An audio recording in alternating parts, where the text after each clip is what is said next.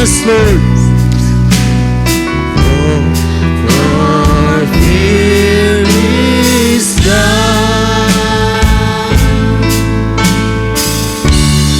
and because I know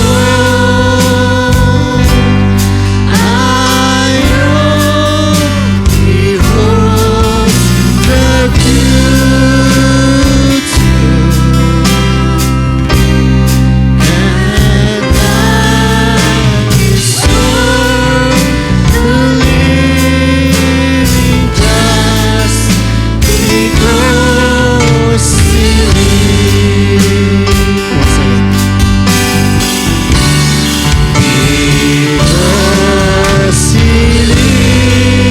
Hallelujah. I can face tomorrow because He lives. Yes, Lord.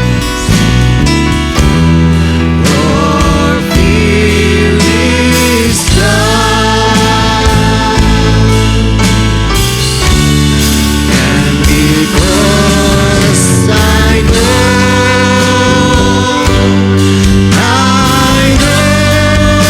He holds the future, and life is worth living just because He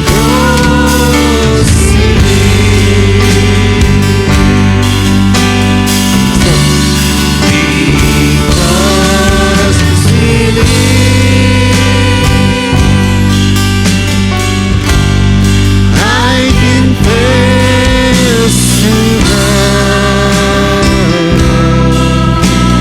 Yes, Lord, because He lives.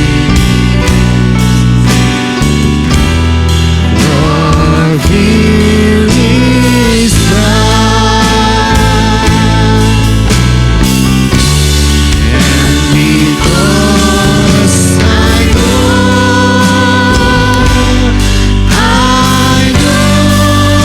He holds the future, and life is worth living just because He lives. Kaya ako si Pastor sa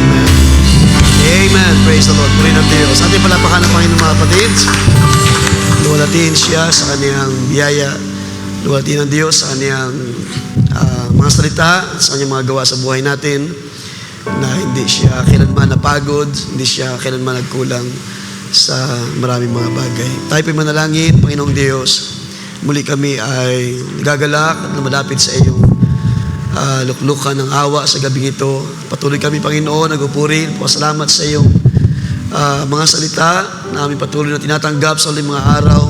Ikaw ay aming pinasalamatan, tinataas, pinadakila ka sa buhay namin, O Diyos. Tunay, walang katulad ka sa buhay namin, Panginoon. Ang iyong biyaya ay patuloy na gumagawa At ang iyong pagtatapat ay laging bago, Panginoon, sa uling mga araw na ito, O Diyos. Salamat sa iyong mga kasagutan, O Diyos, katugunan sa aming mga dalangin. Pinapatunayan mo, Panginoon, na Ikaw ay Diyos na buhay sa iyong mga banal. Ikaw ay Diyos na gumagawa pa rin ng mga dakilang bagay, O Diyos. Hallelujah. Ikaw ay patuloy na nagpapahayag, nagpapakilala sa iyong iglesia, sa bawat isa, sa uling mga araw nito. Kaya sa ilamang, Panginoon, muli ay aming ibinabalik lahat ng bagay. Purihin ka sa gabing ito, maging sa bawat isa na nandito ngayon, O Diyos, at maging sa mga kapatid na maaring wala at hindi baka punta sa iyong gawain sa gabing ito, O Diyos. Sila rin man, Panginoon, iyong pagpalain at maging sila na sa malayo na maaaring maabot, Panginoon, ng iyong mga salita. Panginoon, sa gabi ito, hayaan Ikaw lang siyang mabigyan ng karangalan. May taas ka minsan pa sa aming buhay, O Diyos, at mangusap ka minsan pa sa aming mga puso at aming mga panampalataya ay patibayin minsan pa sa gabing ito. Pagpatawad, Panginoon, sa amin ang mga pagkukulang, ang aming mga nasala pa na nagagawa sa iyong harapan. At kami humingi ng habag at awa muli sa iyo sa gabi ito, O Diyos. Dalangin ko ang iyong mga salita at maaaring kami ay mga lingkod, Panginoon, na naghahanda, Panginoon, ng iyong mga salita, O Diyos. Subalit Ikaw ang siyang merong salita na may kakayahan upang ito'y ipahayag at patuloy na ito'y ipagkaloob sa iyong mga banal sa uling mga araw na ito, O Diyos. Bless, Panginoon, ang mga salita ng buhay at ito'y muli magamit, kalakasan, pagtitibay sa pananampalataya ng bawat isa. Sa iyo lamang, Panginoon, ay aking ingat at binabalik lahat ng papuri at pasalamat, pagdakila sa pangalan ng Panginoong Kristo Jesus. Everybody say amen and amen. Amen and say amen. Purihin ng Diyos. Salamat sa muli sa gabi ito for this opportunity at fellowship, pananalangin, paghingi ng patuloy na habag at awa sa Diyos. Ating basahin lang isang talata sa ating papaksahin sa gabing ito. 1 Corinthians chapter 1. 1 Corinthians chapter 1, ating basahin ng isang verse lang. Okay. Chapter 1, verse 10. Now I plead with you, brethren, by the name of our Lord Jesus Christ, that you all speak the same thing, and that there be no divisions among you, but that you be perfectly joined together in the same mind and in the same judgment. Lahat tayo magsabi po ng amen. Amen. Purihin ng Diyos. Lahat namin lang makaupo. Praise God at magandang gabi muli sa ating lahat. At medyo kaunti lang tayo ngayon. At salamat pa rin sa biyaya ng Diyos na tayo ay muli makapaglaan ng panahon para dumulog sa panalangin at patuloy na humingi ng habag at awa sa ating Panginoon. Salamat sa pag-iingat niya, mga kapatid, sa aming biyahe papunta roon at pauwi sa dakong ito. At salamat sa fellowship na pinagkaloob ng Diyos sa gawain doon sa Masbate. Okay, so maraming mga nangyaring may mga ilang bagay na aberya sa daan. Papunta doon, sila Brother Joey ay naantala din. So medyo na-late din silang alis dito nung Thursday. Parang past 12 doon sila nakaalis yata nung Thursday. So hindi ko alam kung nabalitaan yun dahil isang brother natin ay nag-pass out. Nabalitaan niyo na ba? Nahimatay si Brother Mark Lester. Siya nahimatay, siguro dahil na rin sama na pakiramdam niya. Bago sila umalis, ay masama yung kanyang pakiramdam. So, parang siguro nabinat siya dahil nung sila ay naglalagay ng mga maleta doon sa taas ng van, napagod siguro. So, nung sila ay nasa bandang Quezon yata yun, sabi ni Brother Mark, Brother Joey, susuka lang ako sa tabi. So, humingi siya ng paumanin na sila ay tumigil muna. Pero pagbaba niya, so doon siya na-pass out. Buti lang, inahawakan siya ni Brother Sam bago siya matumba sa lupa. Ganyan naman, salamat sa biyaya ng Panginoon. So, okay naman si Brother Mark. At salamat din sa mga tao doon na ginamit ng Diyos para tulungan sila.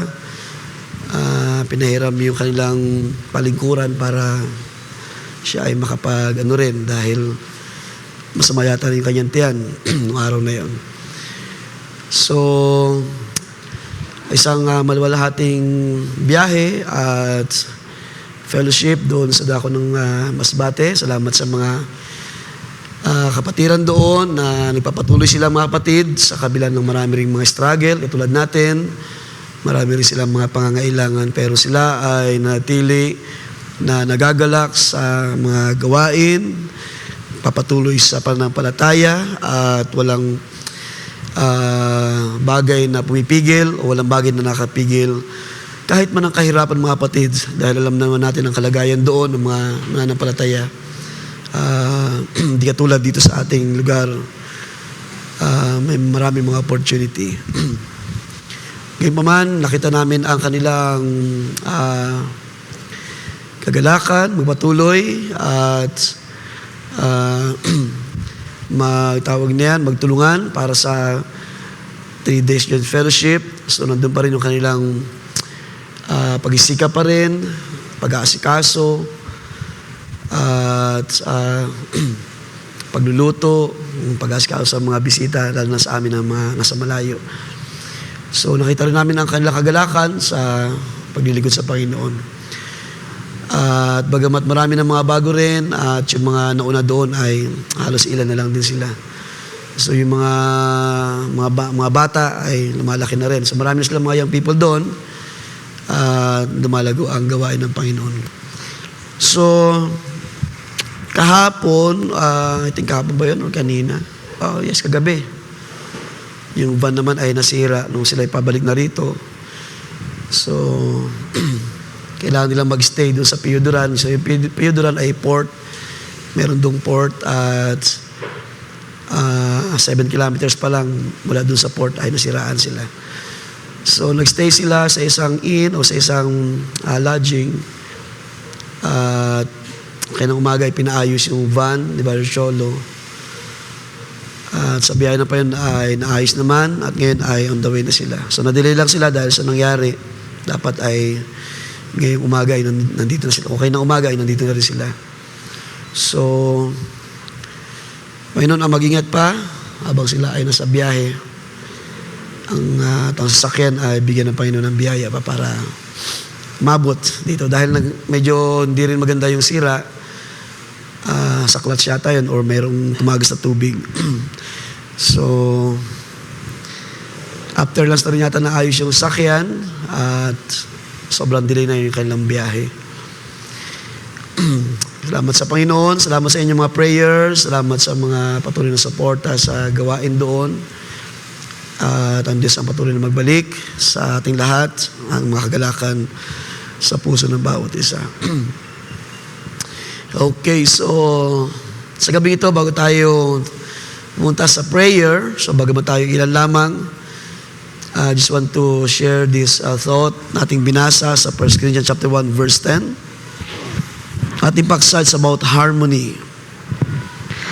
Hindi ko alam kung sino sa inyo mga nakapanood sa mga pangaral doon dahil ang kanilang internet ay nasira, na wala silang internet. Nakikonnect lang si Pastor Joel kay Sister Ella sa dala niyang data. So, kaya medyo hindi rin stable siguro yung connection.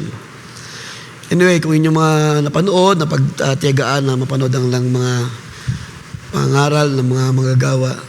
Salamat sa kaisahan, sa espiritu, kagalakan ng mga magagawa na pumaroon.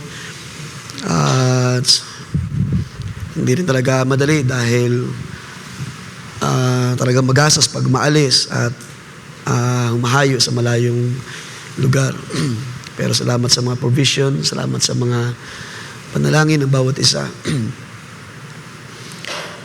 At sama nyo sa prayer lang mga kapatid na kung loobin ng Panginoon ay April ay makapasyal ako kila Pastor Eli sa Samar and then sa Arteche.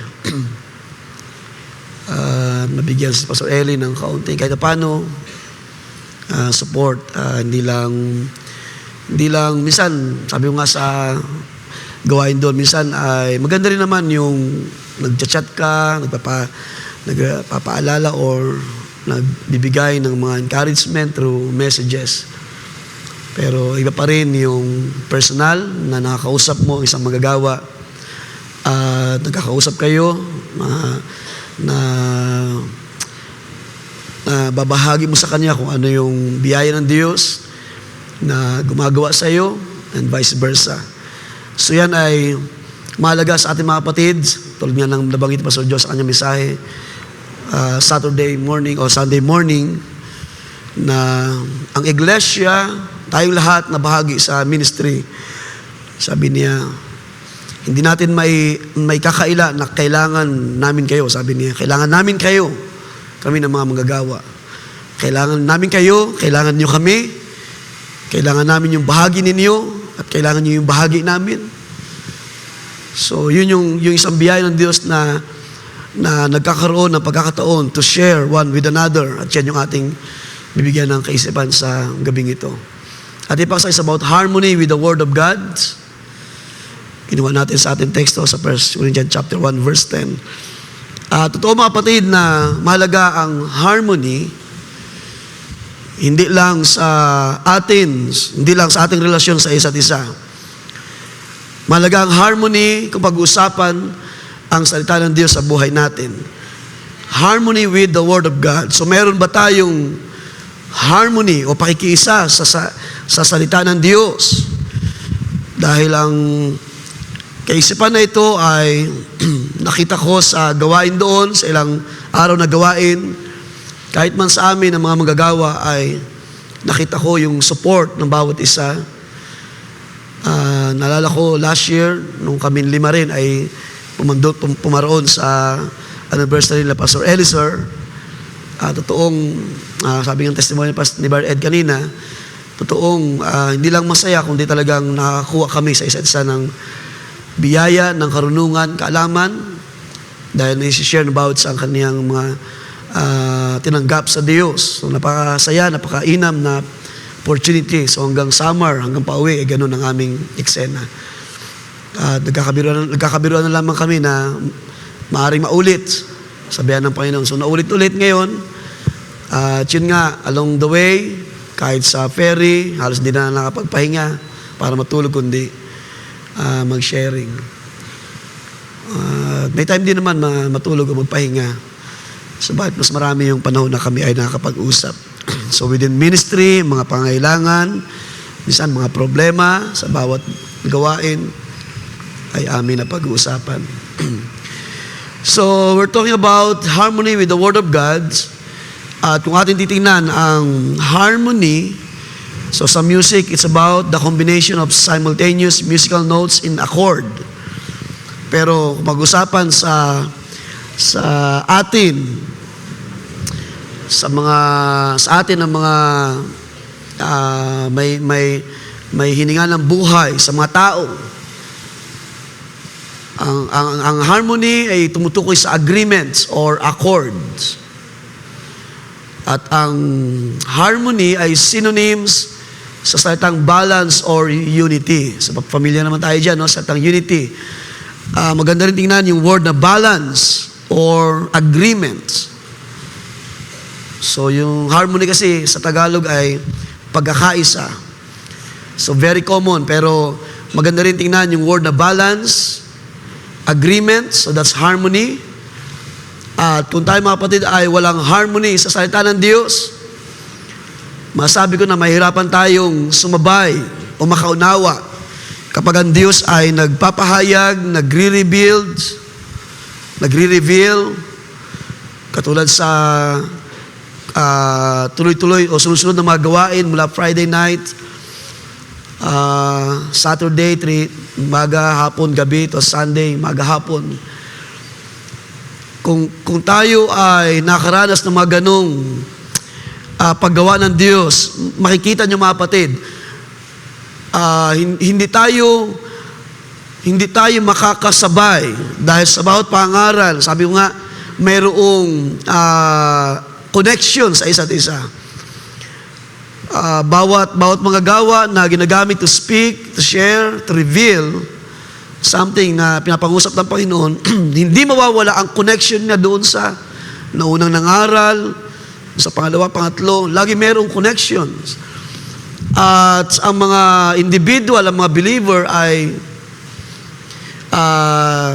kung wala tayong harmony sa salita ng Diyos, hindi tayo makakasabay sa bawat salita ng Diyos na ipinapangusap, mahirapan tayong umunawa. Kaya nga, may mga mananampalataya na kahit matagal na sa gawain, ay hirap pa rin makaabot sa, lalo na pagka medyo malalim na mga pinag-uusapan ng mga salita ng Diyos. So mahalaga po mga kapatid, ang harmony with the Word of God. Kung gusto nating makasabay, makaunawa lagi sa salita ng Diyos, kailangan natin maranasan itong agreement or meron tayong accord, may tali. Yung synonyms ng harmony ay balance or unity. Ibig sabihin, balanse natin nakikita ang salita ng Diyos, na unawaan ang paggawa ng salita ng Diyos. Ito man ay regular na gawain or, local service, katulad ngayon. Ito man ay joint fellowship or anniversaries. At katulad ng gawain doon, 7 straight o 6 straight na services. Kapag tayo ay hindi o kapag tayo ay walang agreements sa salita ng Diyos, wala tayong relasyon sa Diyos. Kung tayo ay hindi natin nababalanse ang ating sarili at sa salita ng Diyos, wala tayong pakikiisa. Dahil sa Tagalog, ginamit yung word na pagkakaisa. So, ibig sabihin, tayo ay mayroong sariling pagkaunawa, sariling, sariling pagkilos. Kaya nga kahit ang isang mananampalataya ay babad sa loob ng gawain, ng pagkakatipon, pero kung meron siyang sariling damdamin, sariling pasya sa buhay, wala siyang connection sa salita ng Diyos, wala siyang pakikiisa sa salita ng Diyos. Mga kapatid, walang kabuluhan ang ating pag-i-stay sa gawain ng Diyos. Walang kabuluhan ang ating paruot parito. Kaya nga sabi ng mensahe doon, Pastor Joe, na hindi natin makukuha ang blessing ng Diyos kapag tayo ay sama-sama lang sa gawain. Ibig sabihin, wala tayong personal na pagkakilala sa Diyos, personal na dealing sa Diyos. At ito nga, wala tayong harmony sa salita ng Diyos. Ang bawat salita ng Diyos, ang bawat gawain, gaano man ito karami, ay masayang lamang kung hindi tayo o hindi natin makikita ang ating sarili with harmony with the Word of God. At naniwala mga kapatid na as a believer, kailangan natin magkaroon ng agreements, harmony sa Word of God, para ang isang mananampalataya ay magkaroon ng isang buhay na balanse sa salita ng Diyos. Kung ano ang pagdaloy ng salita ng Diyos, kung ano yung pinapahayag sa atin, ang ating buhay ay sumusunod, dumadaloy din. Kung ito ay gumagawa ng may kalakasan, dapat tayo ay tumatanggap din ng kalakasan sa Diyos. Amen po ba mga kapatid? Kapag ang salita ng Diyos ay nagko-correct, nag-aayos, of course, kailangan maging maayos din tayo or tayo ay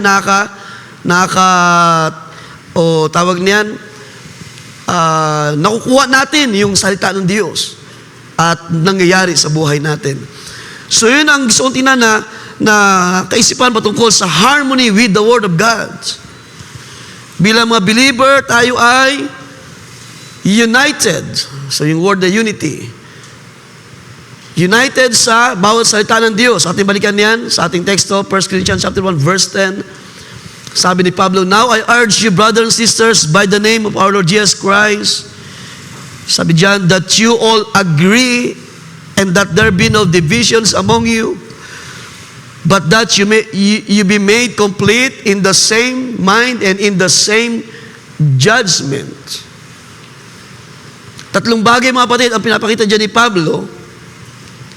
3 things that will prove na ang buhay mo ay may harmony sa salita ng Diyos. 2 bagay na magpapakilala ng sarili mo, ng buhay mo.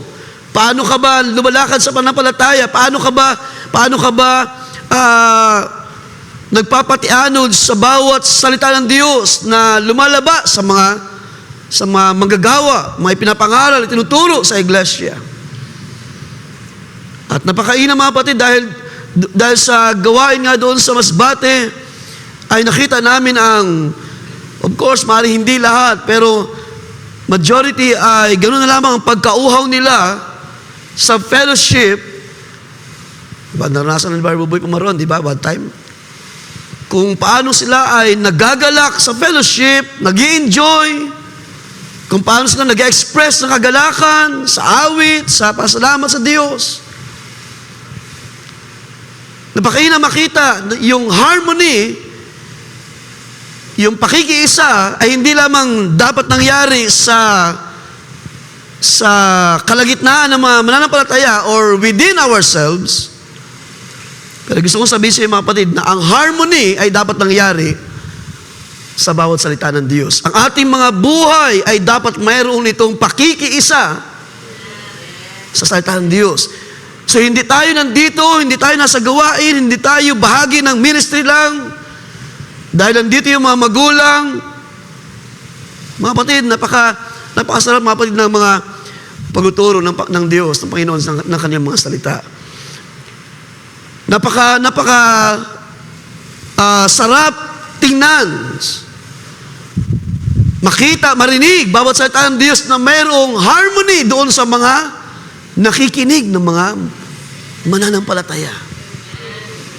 Hindi sila basta nadadala lamang ng mga anumang entertainment o maaari mga bagay na magpasaya sa kanila sa ministry. At yun isang bagay na gusto ko rin tingnan sa gabi nito, mga kapatid, na bilang mga mananampalataya, we should have this kind of harmony with the Word. Hindi lamang tayo nandito because andito yung ating mga magulang, kaibigan, mga malalapit sa atin,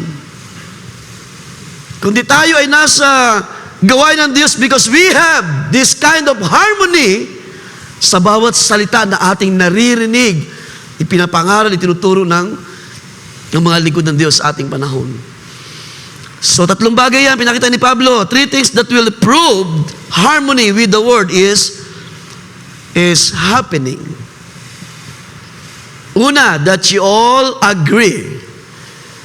Sa Tagalog, nagsasalita kayo ng, sabi doon, nagsasalita ng isa lamang bagay. That you all agree or say the same thing. We say the same thing. Ikalawa, no divisions among you.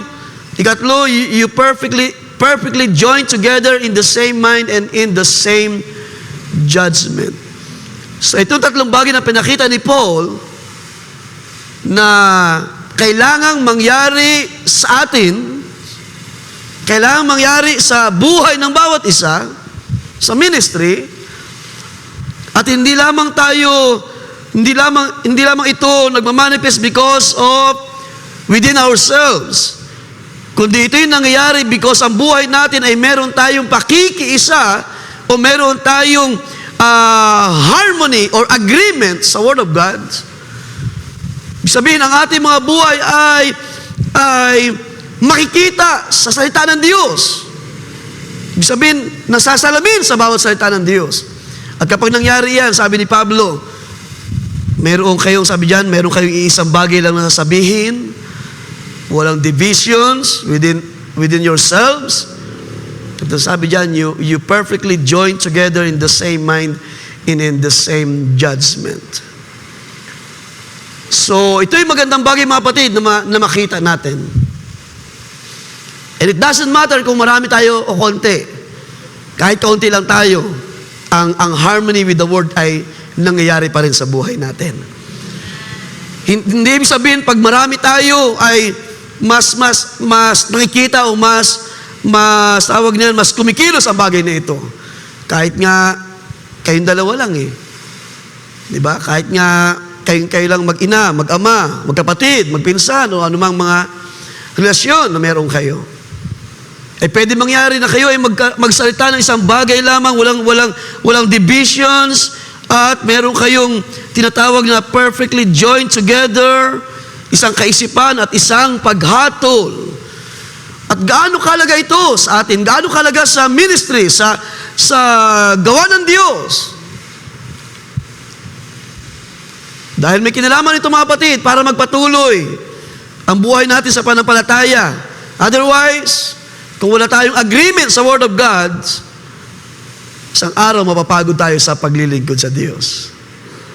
Isang araw mag-asawa tayo. Isang araw hanapin natin yung, sabi nga ng pangaral doon, na kapag tayo ay papasok sa gawain, huwag natin na-expect, mga kapatid.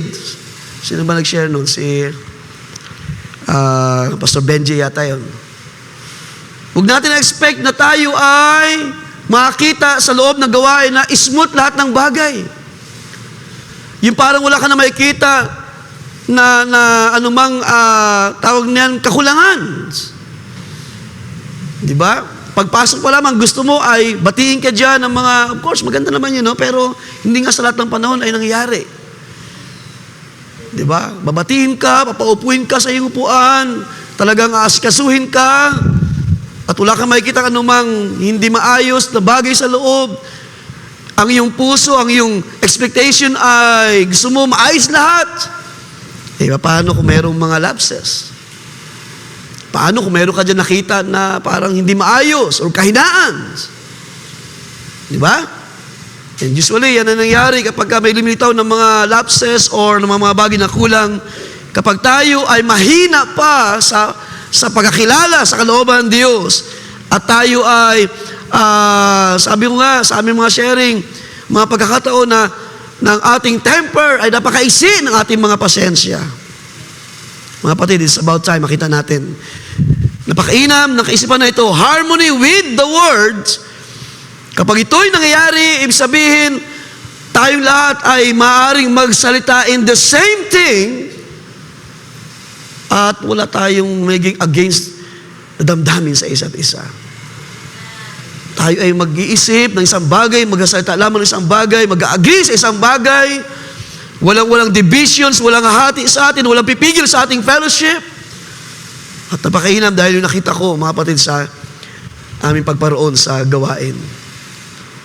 At kahit man sa aming 5 ng mga manggagawa na magkasama doon, ay nakita ko isang biyaya ng Diyos kung paano yung mga ganong opportunity, yung mga ganong moments. Kaya nga nag-express si Bar Ed ng kagalakan niya dahil bihira lang naman niya kami makasama. Hindi ko alam na siya pala ay sikreto lamang na nakikinig sa aming pag-uusap at siya ay nabibless sa kaniyang karanasan. So, ang sabi niya ni Pablo, that you all agree, kayong lahat ay magsasalita ng isa lamang bagay. So, gaano kalaga ito sa ministry? Gaano kalaga ito sa mga manggagawa? Gaano kalaga ito sa pamilya? Sa mga kabataan, sa mga magulang, sa mga relasyon? Diba? Ama, anak, ina, anak, sa magulang, magpipinsan, magkakamag-anak sa loob ng gawain ng Diyos. Nung Saturday morning, nakatuwa makita doon yung umawit yung isang pamilya. Pero meron doon 2 bata daw, sabi ni Pastor Joel. So mga bata umawit. Mga Sunday school. Siguro nasa sila, mga 15 or 12. O mga ganun, 15, marami na sila eh. So 2 lang doon, yung hindi ka mag-anak, lahat yun, malayo. Malayo family. Sister Luisa. Mga pamangkin mo siguro yun. Mga anak ng yung mga kapatid. Mga apo ni Brother Augusto. Nakatuwa makita, lahat sila doon, isang pamilya. So 2 lang yung hindi doon malayo. Malayo. Yung apelyido po yun malayo. Hindi po yung malayo na malayo family. Nakatuwa makita na bata pa lamang ay ganun na yung kanilang kagalakan. So within the family, within the ministry, ay napakainam makita. Atin tingnan itong Psalms 133 verse 1. Pamilyar tayo rito, no? Psalms 133 verse 1.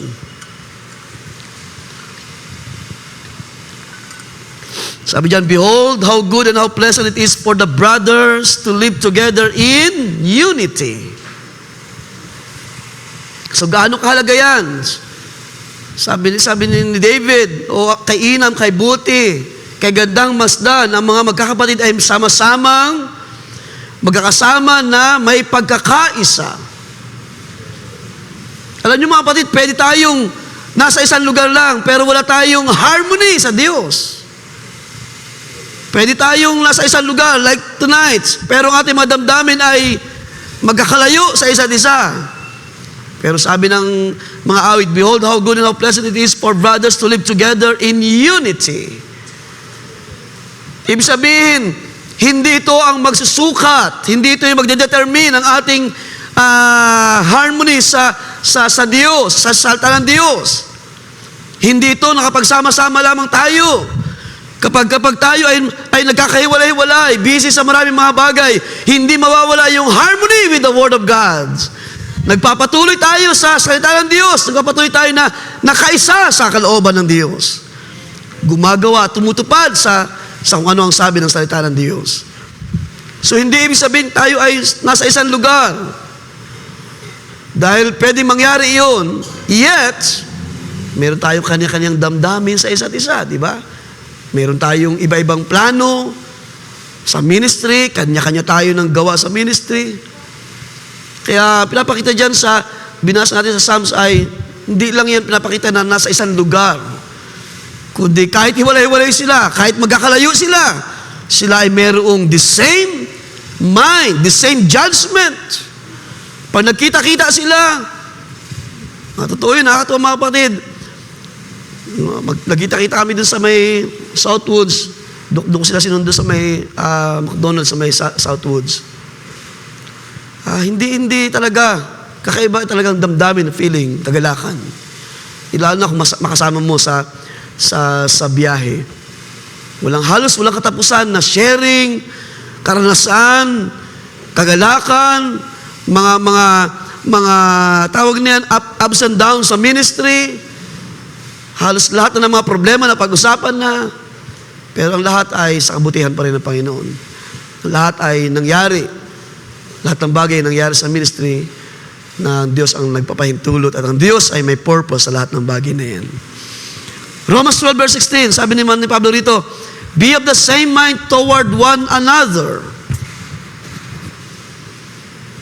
Do not be haughty in mind, but associate with the lowly. Do not be wise in your own estimation.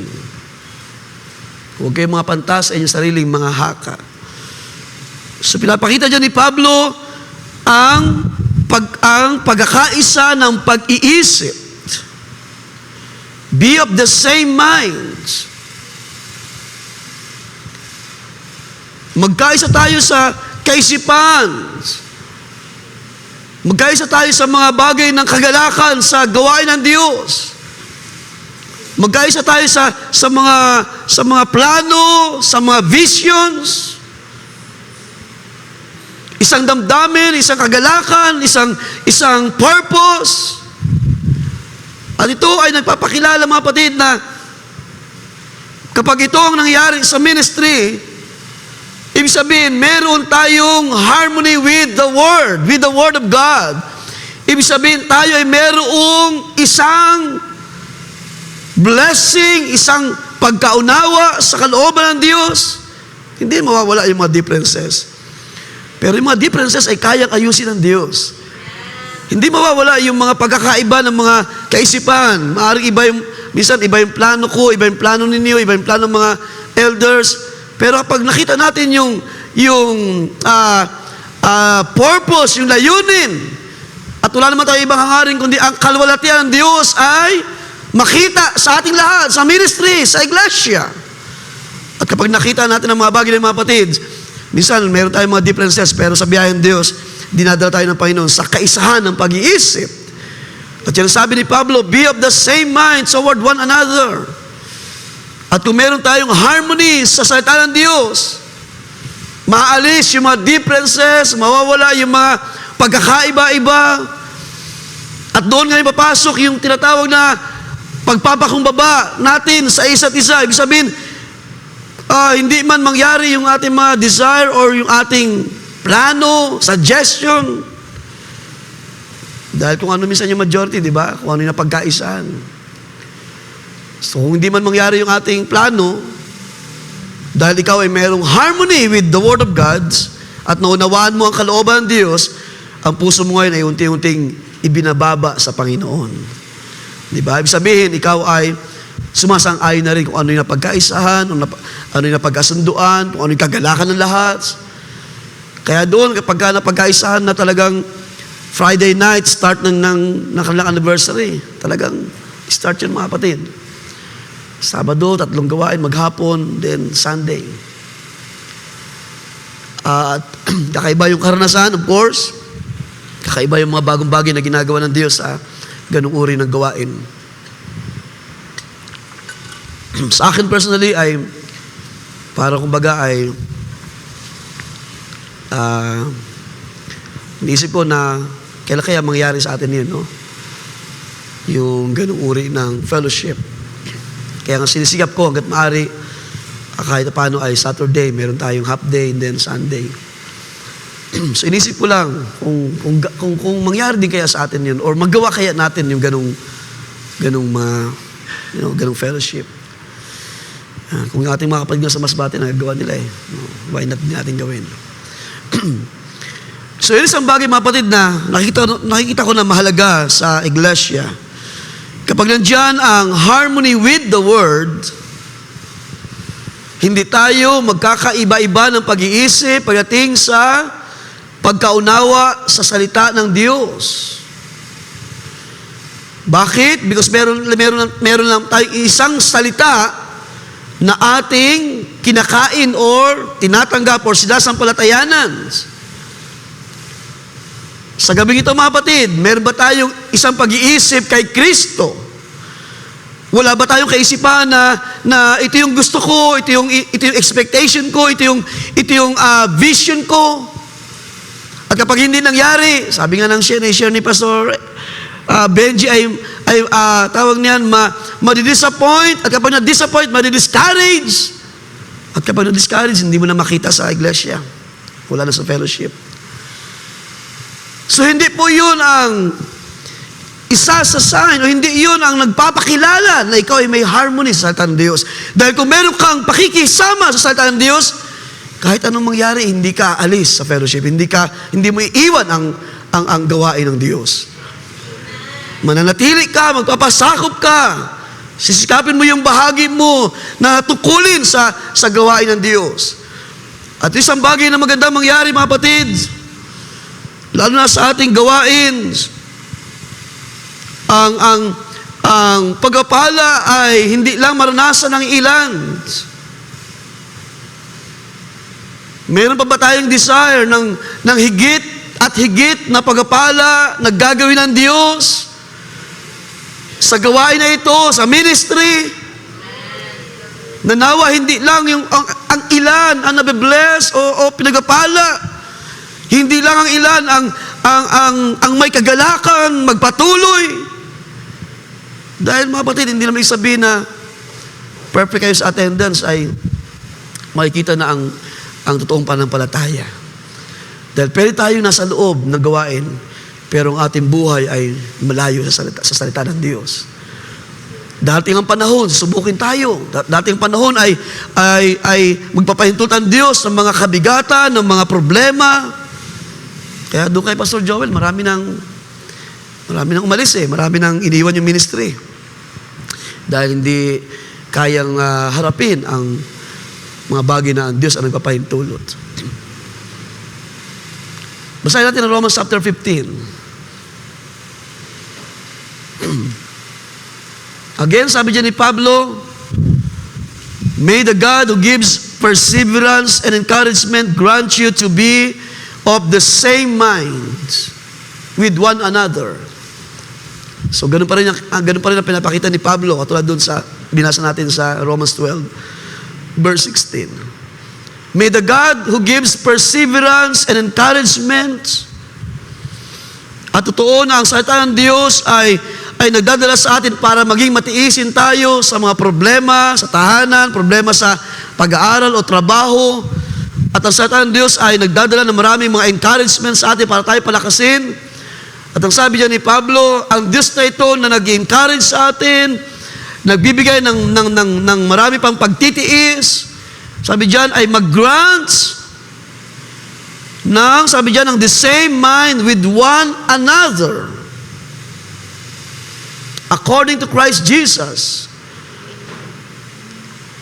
So kapag tayo ay nasa ganong kalagayan, kapag ang ating kaisipan ay iisa sa isa't isa, or naabot natin yung the same mind with one another, sabi diyan ni Paul, so that with one purpose and one voice, you may glorify the God and Father of our Lord Jesus Christ. So meron itong layunin kung bakit mahalaga sa atin sa ministry, sa gawain ng Diyos, ang meron tayong the same mind with one another. Of course, yan ay ayon kay Kristo, sabi ni Pablo, ayon sa kalooban ng Diyos, ayon sa salita ng Diyos. At kapag ito'y nangyayari sa iglesia, sabi diyan, magkakaroon tayo ng isang layunin with one purpose and one voice. Ang bawat isa ay mayroon isang kagalakan sa paglilingkod sa Diyos, pagkilala sa kalooban ng Diyos, isang kagalakan sumunod sa salita ng Diyos. At walang bahagi na napipilitan lamang, mga kapatid. Hallelujah. Walang bahagi na hindi nakaunawa sa kalooban ng Diyos. Walang bahagi na naiiwan doon sa isang sulok. Kundi kapag ang Diyos ay nangusap, lahat tayo ay naabot, pinagkapala. Lahat tayo ay tumatanggap ng kalakasan, karunungan, pagkakilala, hanggang sa mangyari ang sinabi ni Pablo, so that with one purpose and one voice, magkakaroon tayo ng isang kagalakan para magpuri, sumamba sa Diyos. Hallelujah! Walang pumipigil sa atin para gawin ang bagay na ito. At yun yung isang magandang bagay na nakita ko, mga kapatid, sa ministry sa Masbate. Kapag ang isa doon ay nagalak, tawag niyan, may kita mo yung kanilang kagalakan, hindi sila nagkakanya-kanya ng desire. Kaya hindi nakapagtaka na successful at lumalago ang ministry. Of course, nag-desire din sila dumami doon. Pero hindi naman talaga yun ang sukatan, ang dami. Pero dumadami sila, tumatawag pa rin ng Panginoon. At pinapatunayan ng mga circumstances, hindi kayang pigilin. Pag tama ang ating pagkakilala sa Diyos, may Diyos na kaya tayong tulungan sa lahat ng bagay. Amen po ba, mga kapatid? Kapag tama ang ating paglilingkod, kapag tayo ay may harmony sa kalooban ng Diyos, kapag tayo ay mayroong agreements, sa ibang salita ay vow. Diba? Nasa scripture yan. Sabi ni Hari Solomon na mangyari, gawin ninyo, or mangyari kung anong inyong vow sa Panginoon ay gawin ninyo sa kanyang harapan. So isang bagay, mga kapatid, na magandang maranasan kahit man sa ministry o sa ating lugar, sa ministry na ito, na makita sa ating buhay, mga mananampalataya, na meron tayong harmony, nawa hindi lamang sa iyong katabi, hindi lamang sa iyong matalik na kaibigan, best friends, kuya, ate, pinsan, o sino man na kasama natin sa iglesia, sa ministry. Dalahin ko na magkaroon tayo ng tama na paglilingkod sa Diyos. Hindi tayo nagkakanya-kanya, kaya nga sa amin doon, there's no division among you. Kung ang isa dito ay kinikilala natin, then why not kilala natin lahat? Ibig sabihin, recognize ang lahat. Kung meron tayo dito isang tawag niyan, mabuti ang ating damdamin. Ibig sabihin, tayo ay nagmamalasakit, hindi lamang sa isa, hindi lamang sa dalawa, hindi lamang sa tatlo, kundi tayo ay magmalasakitan sa lahat, sa hallelujah, para makita natin that may mga mananampalataya na ang kanilang buhay ay mayroong kaisahan sa salita ng Diyos. Mayroong mga buhay, may mga mananampalataya that there is harmony, hindi lamang sa isa't isa, kundi sa bawat salita ng Diyos. Sabi ni Pablo, the same mind with one another. Dalahin ko na ito yung mangyari sa magpatuloy ang bagay na ito. Yes, I know, I believed na ito yung pinangyari ng Diyos sa ating kalagitnaan. At kung mayroon pa mga kaisipan na tila parang malayo sa mga bagay na ginagawa ng Diyos.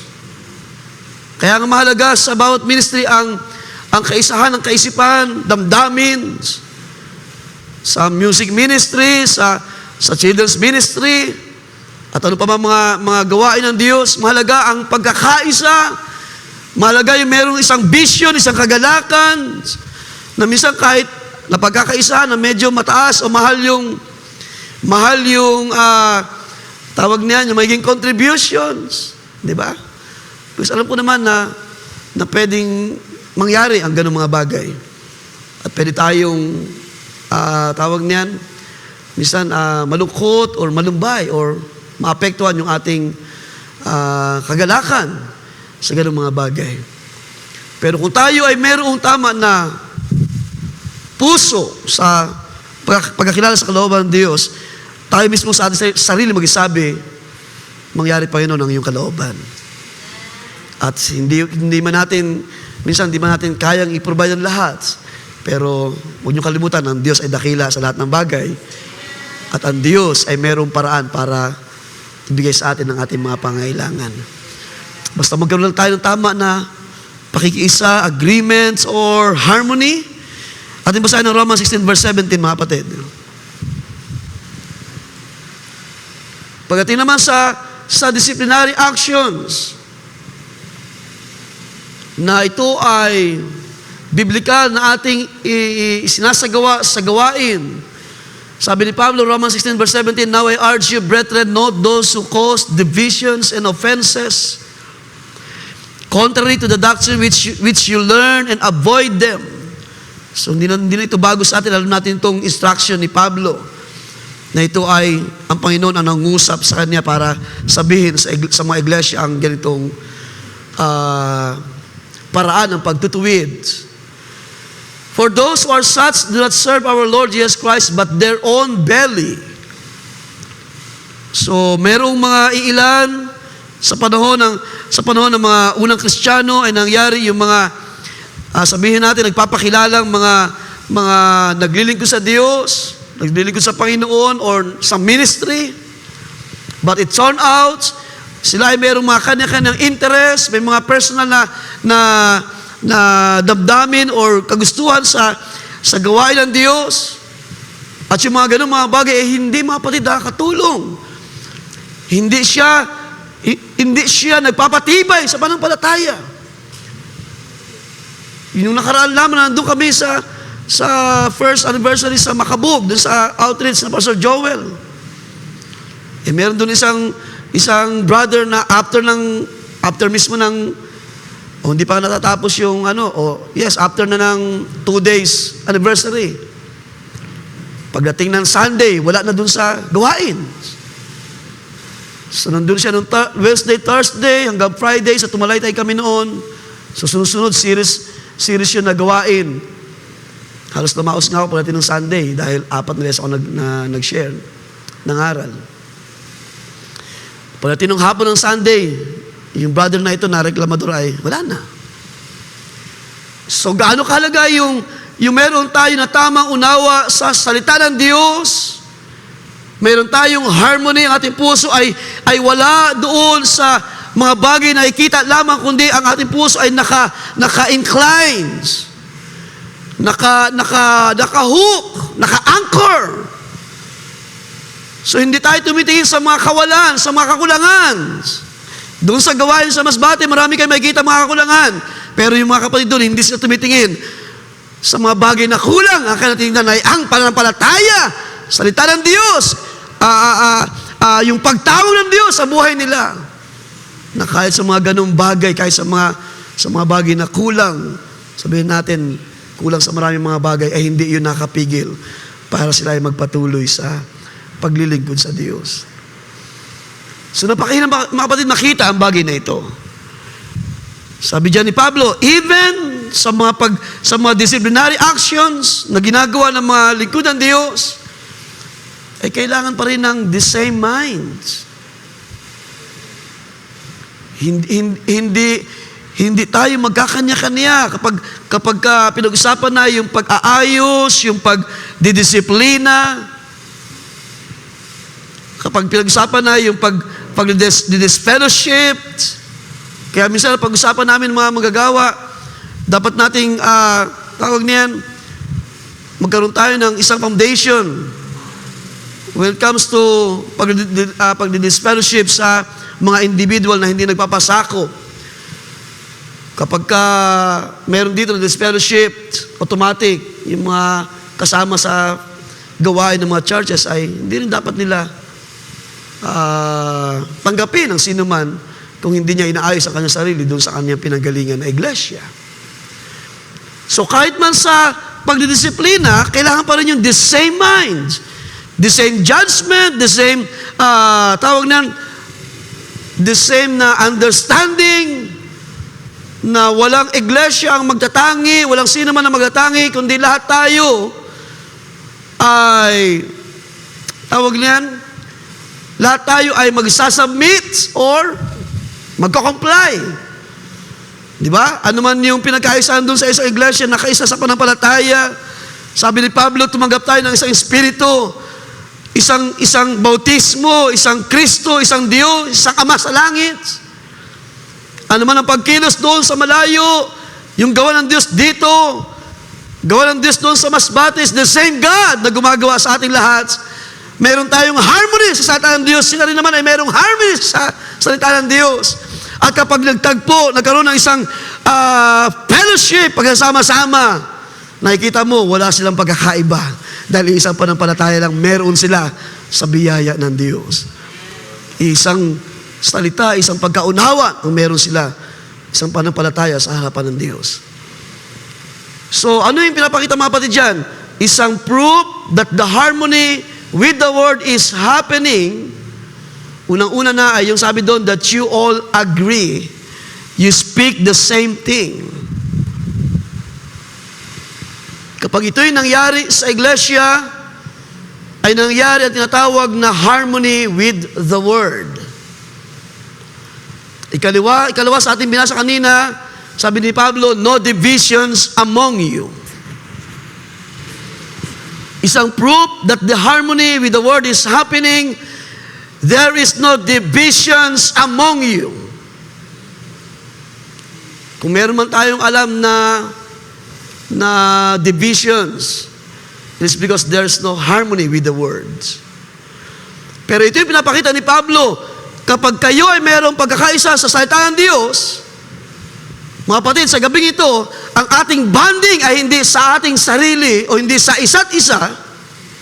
Ang ating pakikiisa ay sa salita ng Diyos. Ang ating pananampalataya hindi nakabase sa iyong kapatid, sa iyong magulang, sa iyong kapwa, young people. Dahil kapag ikaw yung nakakita ng kahinaan niya, ay manghihina ka rin. Kapag siya ay tumalikod, tatalikod ka rin. Kapag siya ay nagsawa, mag-asawa ka rin. Pero kapag ikaw ay may harmony sa salita ng Diyos, kahit anong mangyari doon sa mga ayaw na, ikaw ay magpapatuloy pa rin by the grace of God. Marami nang umalis, marami nang umayaw, pero natanong mo ba sa gabing ito kung bakit ikaw ay nanatili pa rin sa gawain ng Diyos?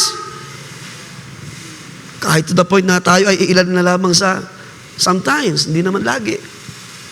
Kapag, di ba, yung youth ministry ay dumaan sa ganyang senaryo, yung sila iilan na lamang sa gawain. Yung youth leader na ang nag-share, siya na rin ang nag-MC, siya na rin nag-gitara.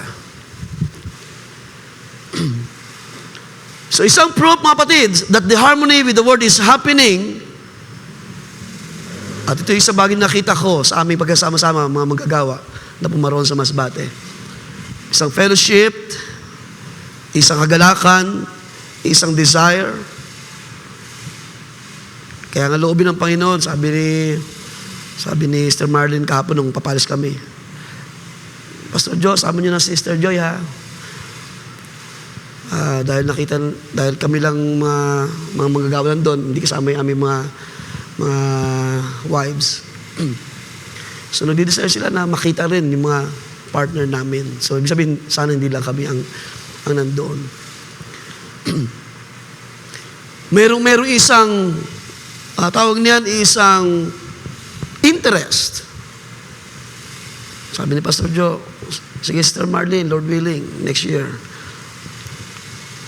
Nung kami nag-sharing sa, bawat lunch namin, dinner, lunch, merienda, talagang, doon kami 5 nakaupo. Walang katapusang kwentuhan, usapan, sharing. Dami namin napag-usapan around the world, kung saan kami nakarating. Sa problema sa kanya-kanyang ministry, at mga challenges sa ministry.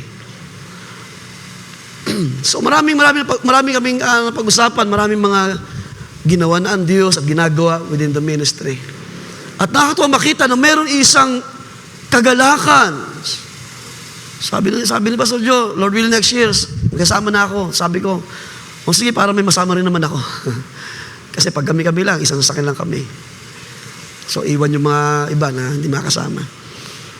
So meron isang kagalakan. Sabi ni Pablo, no divisions among you. So kayo na makita na full force pagdating sa gawain, sa fellowship. Nung pagtapos mag-preach si Pastor John nung umaga, nung Sunday, medyo nakaramdam siya ng pagod. So nung babas siya, siguro nagpahinga dun sa loob. Tagal niya bumalik. So inisip ko, parang gusto ko na rin sundan siya para kung gusto niya magpahinga sa sakyan, buksan ko yung sakyan para mag-aircon muna siya doon. Kasi medyo malinsangan nung Sunday. Saturday, Sunday, malinsangan.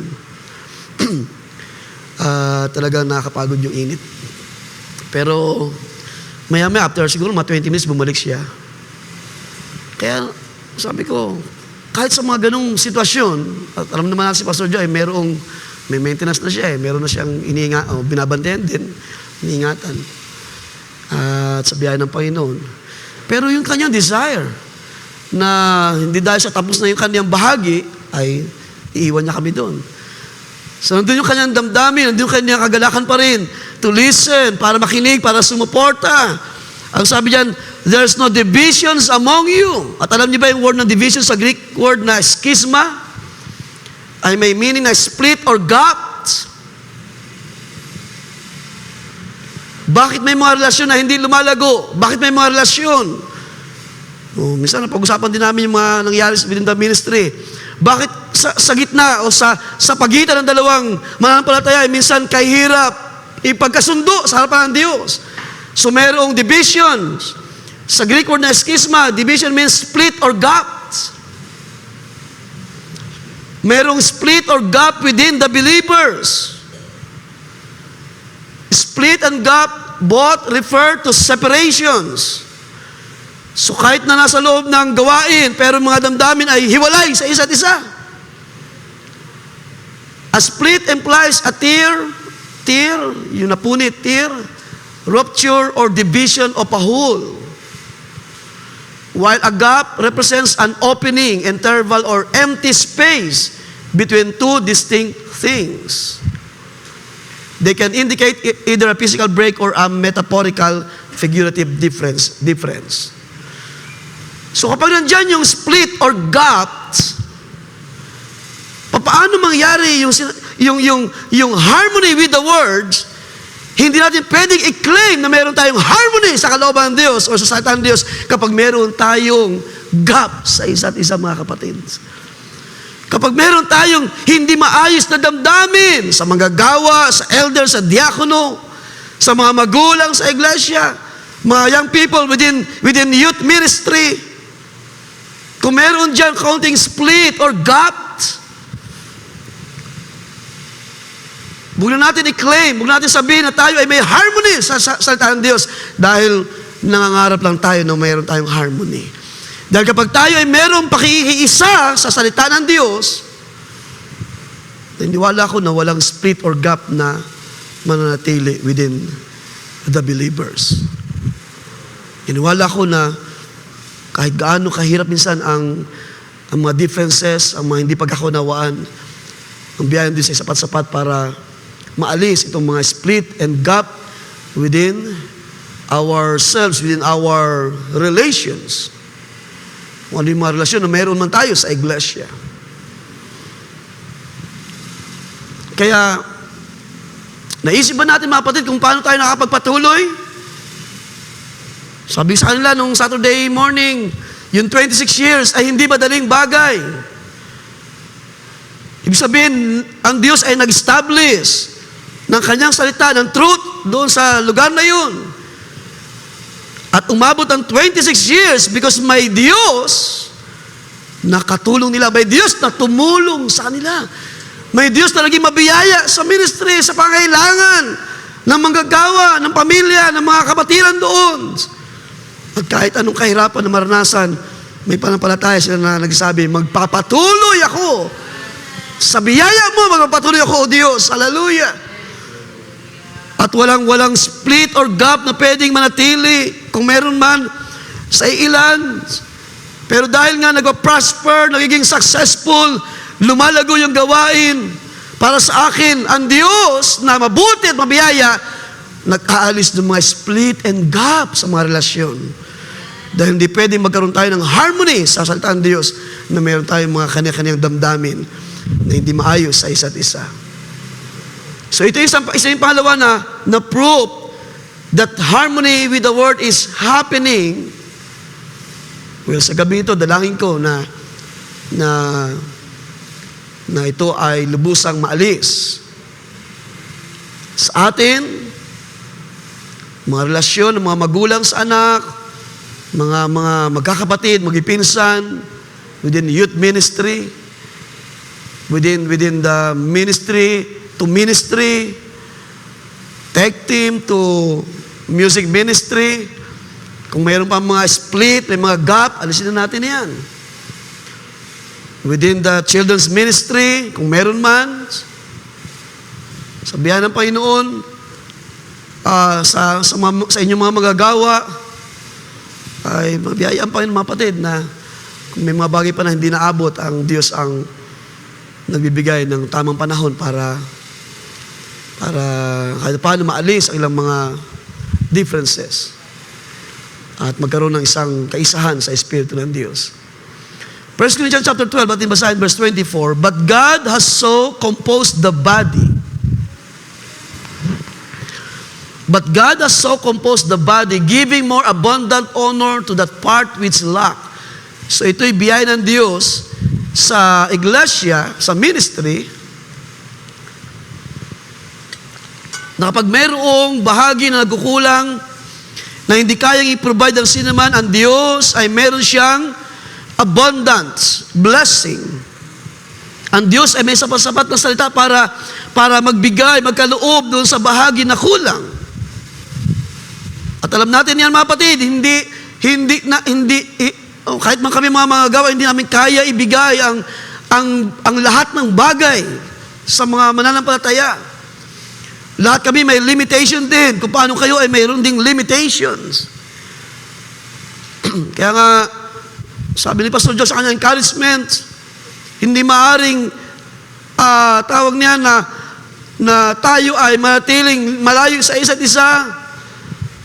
Sa fellowship, within the fellowship, kayo ay kailangan namin, kami ay kailangan ninyo. Yung biyaya ng Diyos na naabot ninyo ay kailangan namin. Yung biyaya ng Diyos na naabot namin ay kailangan ninyo. Kaya nga mayroong kaisahan sa Espiritu, mayroong fellowship, mayroong pakikisama sa isa't isa, hindi sa iyo, kundi sa Kanya na tumawag sa atin. Hindi dahil nandiyan ka, hindi dahil nandiyan ang mga magulang. Paano kung wala yung mga magulang? Paano kung kinuha na ng Panginoon ang mga magulang? Kung paano kinuha na ng Diyos ang iyong anak, kinuha na, nagpahinga na ang ilan sa atin. Magkakaroon ba tayo ng enjoyment? Mayroon pa ba tayong desire to stay? Mayroon pa ba tayong kagalaka, magpuri sa Diyos? Mga kapatid, kung mapapanood nyo yung preaching ni Pastor Jonathan about ang Diyos ay naghahanap ng ganitong uring manamba sa Espiritu at sa katotohanan. Napakaganda mga kapatid ng kapahayagan ng salita ng Diyos. Dahil ang ating pagparito ay hindi nakabase sa sino man. Ang ating pagsamba sa Diyos ay hindi nakabase sa awit. Hindi nakabase sa mga skills, sa mga kakayahan natin. Kundi ang ating pagsamba sa Kanya because nakikilala natin ang Diyos na tumawag sa atin. Dahil kilala natin Siya. Ang Diyos ay Diyos nga. Siya ay Siya nga sa Kanyang katangian, sa Kanyang mahabagin na damdamin, maawain ng Diyos. Diyos na mapagpatawad, Diyos na mabuti, Diyos na hindi nagkait ng mga mabuti mga bagay na kailangan natin. Kaya napakaganda ng minsan ang awit na bakit tayo sinasamba, bakit tayo pinasasalamatan. Hindi dahil sa himala, hindi dahil sa mga provisions. Kaya nga sabi ni Pablo, kung tayo ay sa mga material na bagay, sa mga pagkain, inumin, kung bakit tayo nandito, kayo na ang pinakahabag-habag na tao sa ibabaw ng lupa. Pero kahit man wala mga bagay na ito, o kulang sa mga bagay na ito, ang ating pagkatawag, sabi ng Scripture, ay mataas ang ating pagkatawag, mga kapatids. Ang ating kaisipan, ang ating puso at kaluluwa ay naka-incline with harmony.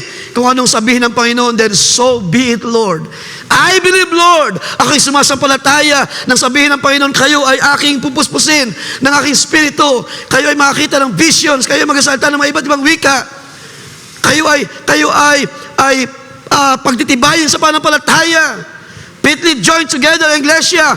Ang church ay walang division. Hallelujah. Kung ang buhay lamang ng mga manampalataya ay may harmony sa Word of God, there's no division sa Iglesia ng Diyos. There's no split and gap sa ministry. Kaya nga napakainam, ang blessing ng Diyos, ang pagdaloy ng salita sa ilang susunod na gawain, sa ating mga fellowship, sa ating mga joint fellowship. Dalangin ko na magpatuloy ang kagalakan ninyo mga kapatid sa mga panahon na ito. Ikatlo, proof that harmony with the Word is happening because, sabi ni Pablo, you perfectly join together in the same mind and in the same judgment. So merong nagpapatibay. Ano yung katibayan na mayroon tayong harmony sa salita ng Diyos? Because naranasan natin yung tinawag ni Pablo na perfectly joined together in the same mind and in the same judgment. Hindi natin maaabot ang panahon na ito. Kahit man yung ministry sa Masbate, hindi nila maaabot yung malayang paglilingkod sa Diyos, yung karunungan ng salita ng Diyos na dumating sa kanilang iglesia, yung wisdom sa mga manggagawa na binabaon ng Diyos to encourage the church. Lahat ito ay hindi natin magagawa, maaabot without this thing na binabagay ni Pablo na tayo ay pinag-isa, perfectly joined together, isang kaisipan, isang judgment, lalo na pag-uusapan ng pagdidisciplinary actions o pagdidisfellowship. Kung magkakanya-kanya tayo ng hatol, ang gawain ng Diyos ay hindi magtatagal. Kaya nga sabi ko doon na-share ko sa kanila, na kung tayo ay naglilingkod lamang dahil tayo ay meron isang bagay na tinanggap sa Diyos, hindi dahil sa salita, hindi aabot sa 26 years ang ministry. Kung yung iba doon ay hindi nagpatuloy, kung mas ginusto nilang umalis, hanapin ang buhay sa labas, hanapin yung maginhawang kalagayan sa labas sa ministry. Sabi ko, hindi kayo abot sa ganitong kalagayan. Kaya salamat na mayroon tayong isang damdamin. Sa gabi ito, kaya nagpasalamat sa Panginoon, mayroon tayong isang damdamin. Mahalaga pa rin sa atin ang Wednesday prayer meeting. Lumipas ng mahabang panahon, lumipas ng maraming Wednesdays, lumipas ng mga panahon, taon sa gawain na ito. Pero sino sa atin ang nagpapatuloy? Sino sa atin ang nagagalak pa rin? Yung mga ganitong gatherings ay hindi sa walang kabuluhan. Ito ay merong ginagawa na blessing para sa ating mga kaluluwa, sa ating mga pangangailangan. Merong pa ring paraan ng Diyos para tayo ay katagpuin sa ganitong mga gawain. Di ba? Hindi tayo naglilingkod lamang dahil tayo ay pinagpala sa mga material na bagay. Hindi tayo nagpapatuloy because tayo ay nasa magandang kalagayan ngayon. Tayo ay naglilingkod, tayo ay nagpapatuloy because meron tayong tamang salita. Tayo ay merong katotohanan na tinanggap mula sa Diyos. Meron tayong proof, meron tayong tawag niyan, biyaya ng karunungan ng pagkakilala sa Diyos. Dahil ang panampalataya, mga kapatid, ay hindi lamang nakatingin sa mga bagay na meron tayo. Ang panampalataya ay nakatingin sa mga bagay na dating pa lamang, mga bagay na hindi pa pinangyari ng Diyos sa atin. Punta natin Ephesians chapter 4. So, ikatlong bagay is, you perfectly join together in the same mind and in the same judgment. So, kapag may pakikisama sa salita, dito ay nalulubos ang tinatawag na kaisahan sa pag-iisip at paghatol. Dahil sabi dyan ni Pablo, Ephesians 4:31, all bitterness, wrath, anger, clamor, slander must be removed from you, along with all malice. Be kind to one another, compassionate, forgiving each other, just as God in Christ also has been forgiven you. So yung salita ni Pablo dun sa ating teksto na perfectly joined together, isang ibig sabihin yun is to complete thoroughly. So, ibig sabihin, nalulubos or nakukumpleto ang bawat bahagi ng iglesia. Sabi ni Pablo, verse 32, be kind to one another, compassionate. Habang yung mga hindi na maayos na damdamin ay inaalis ng salita ng Diyos at dumarating ang mga bagay na ginagawa niya sa ating kalagitnaan, habang tayo ay merong harmony sa salita ng Diyos, ay nangyari naman ito sinabi ni Pablo na be kind to one another. Merong opportunity na express ang kabutihan sa iyong kapatid. Being compassionate, forgiving, just as God in Christ also has forgiven you. Kaya kung babalikan natin ang ating teksto, yung word na perfectly joined together ay lulubusin ng Diyos once na ang mga buhay ng mga mananampalataya ay mayroong harmony sa salita ng Diyos. Kapag naranasan natin ang kaisahan sa salita ng Diyos, hindi na tayo nangangatwiran. Hindi na tayo ang nasusunod sa ating sarili. Ang ating mga puso, ang ating mga labi ay laging Amen, Lord! Salamat sa iyong wisdom, salamat sa iyong karunungan, salamat sa iyong mga paalala. Sabi ko nga doon sa iglesia, sa gawain doon, gaano man karami ang iniibig ng Panginoon ay kanyang sinasaway, pinaparusahan, pinalahanan. Ang kailangan natin ay kilalanin siya na sovereign sa kanyang salita at walang bagay na hindi gagawin ng Diyos para sa ating kaligtasan, para sa ating kalakasan sa pananampalataya. So perfectly joined together in all things, in kindness, in compassion, in forgiving. Because ang buhay na ito ay naranasan ang kaisahan sa salita ng Diyos.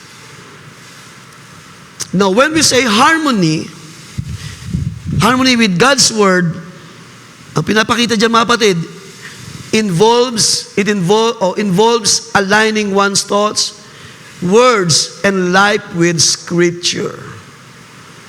So, kanina pa natin binabanggit ang part na ito, pero ngayon ko lang pinakita sa inyo yung kaisipan doon.